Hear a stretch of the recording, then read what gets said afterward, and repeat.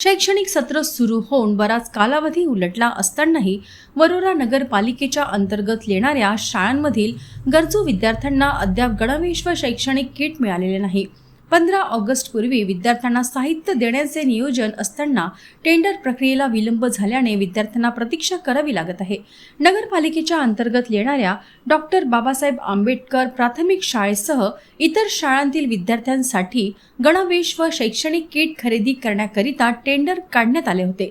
या प्रक्रियेदरम्यान गणवेश व शैक्षणिक किटची गुणवत्ता तपासण्यात आली, मात्र संबंधित साहित्याची गुणवत्ता समाधानकारक नसल्याने टेंडर रद्द करण्यात आले असून आता पुन्हा रिटेंडरिंगची प्रक्रिया सुरू असल्याचे नगरपालिकेच्या वतीने सांगण्यात आले।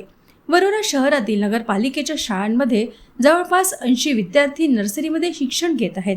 शैक्षणिक वर्षाच्या सुरुवातीलाच विद्यार्थ्यांना गणवेश आणि आवश्यक शैक्षणिक साहित्य मिळणे अपेक्षित असताना अद्याप त्यांचे वाटप झालेले नाही। नमस्कार, मी योगिता भारतनेरकर, शिक्षण सभापती नगर परिषद वरोरा।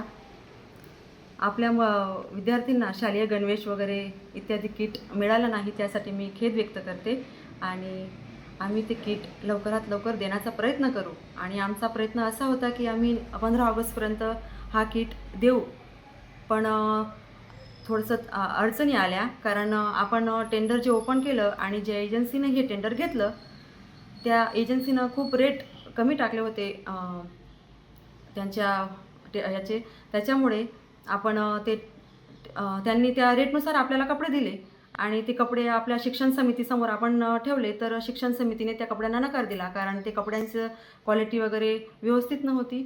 त्यासाठीच आपण रिटेंडर ओपन केलं आहे आणि ते टेंडर ओपन झालं का आपण आपलं त्यांच्यावर काम सुरू होऊन जाईल आणि लवकरात लवकर आपण हे कपडे देण्याचा त्यांना प्रयत्न करू। आपल्या नर्सरीचं पण हे पहिलं वर्ष आहे आणि मुलांना योग्य ते दर्जाचे आणि चांगल्या क्वालिटीचे कपडे मिळतील असाच आमचा प्रयत्न आहे। आणि आपल्या नगर परिषद शाळेचं खूप दयनीय अवस्था झाली होती, म्हणून आम्ही सगळ्यांनी नगर परिषद सदस्यांनी मिळून वगैरे तर आम्ही नर्सरी खोलण्याचा प्रयत्न केलेला आहे आणि आता आपल्या नर्सरीमध्ये 80च्या अबोव मुलं आलेले आहेत।